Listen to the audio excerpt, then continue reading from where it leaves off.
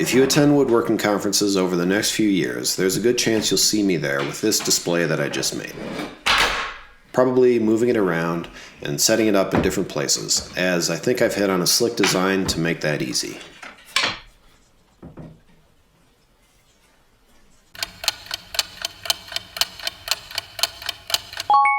I've known for quite a while that I had a spot to show off InKleind products at the Texas Woodworking Festival in the KM Tools booth this coming weekend. I figured I'd arrange for a folding table to be delivered to the show, and I'd set a vise and some Pika screws on it. Easy peasy, I ain't got time for more than that. But 3 weeks before the show, that's 2 weeks ago, I changed my mind and decided I should rack my brain and body to design and build the very best display for Pika Screws and Twin Turbo Vises that I could, and show up to Texas in style.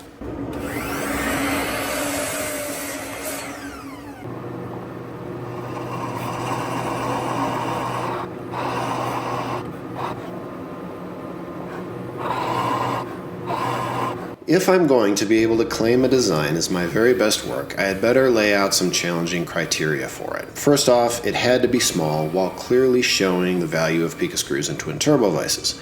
Pika Screws were the easier of the two because one of the best applications for Pika Screws is building high-end displays that need to break down and travel.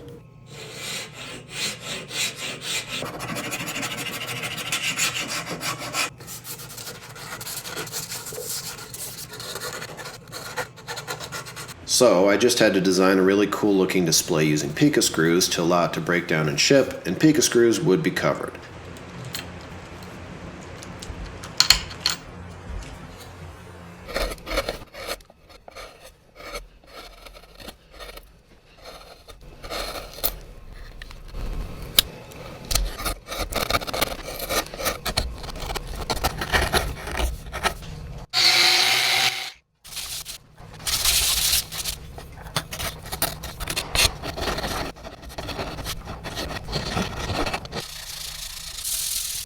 The Twin Turbo Vise was more challenging, or at least more restrictive, because to show it off properly, the display itself had to be some kind of pseudo bench with a usable vise mounted to it. Still not too bad at this point, just a nice looking bench joined up with Pika Screws. If I stop there, I can't really claim that I set myself all that high a design hurdle.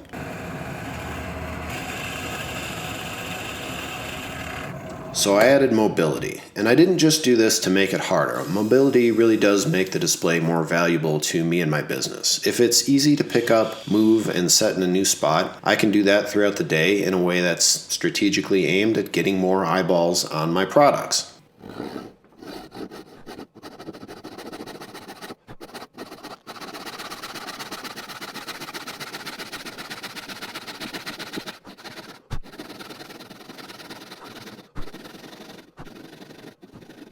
But to fully realize this benefit, it needs to be really mobile. I want to be able to go from setup and stationary to walking at a brisk pace in less than a second.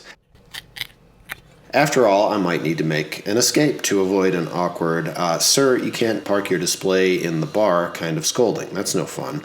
So releasing mobile caster brakes and then maneuvering a four-legged bench with 2 fixed wheels and 2 swivel wheels, that's not going to cut it.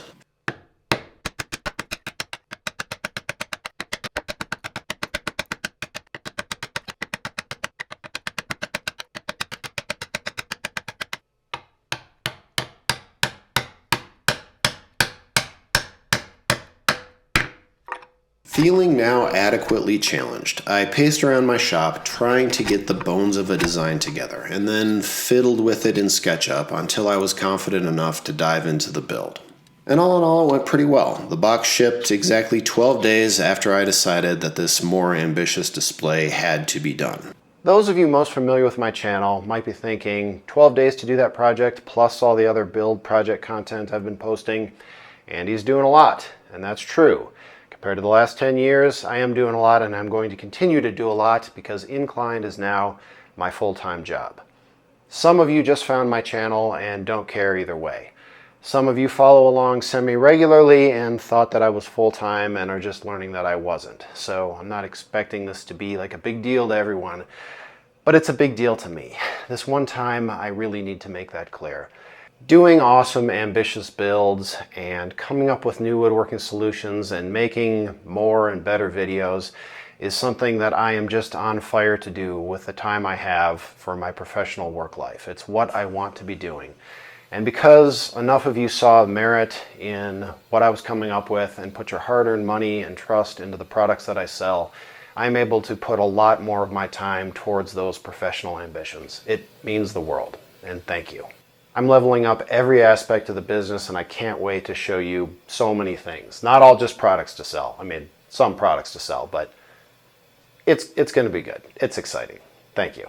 But let me back up. This is the only sentence I said to bridge the gap between setting challenging design criteria for this build and just diving into it. To some of you, that might feel a bit light, and more discussion on how that design refinement worked for me in this case, while I manipulate the CAD model that shows the progression, might be appealing.